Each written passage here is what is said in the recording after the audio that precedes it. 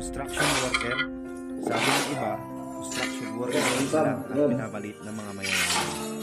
Pag may bagong itatayo na building, sila ang nakatuon sa laki, design, taas, at higit sa lahat, ganda ng itatayo nila. Sino bang mga construction worker? Sila lang naman po yung nakatapos ng elementary at high school. May mababang uri ng pamumuhay kung hindi rin sila yung nagtatrabaho sa ilalim ng tirik na araw o sa matataas at malalaki at delikadong building.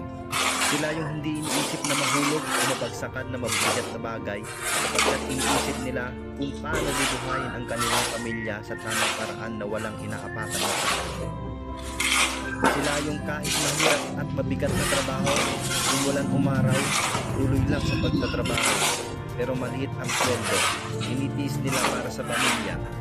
Ganito nila kamahal ang pamilya nila. Lahat ng gawin nila, walang iniisip na hirap at pagod. Martilyo, lagari, pala, welding machine at iba pang gamit ang nagsisilbi sa kanila ng welfare.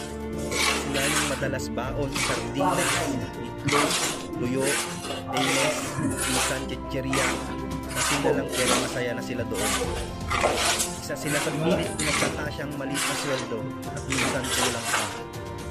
Be proud dapat tayo sa kanila.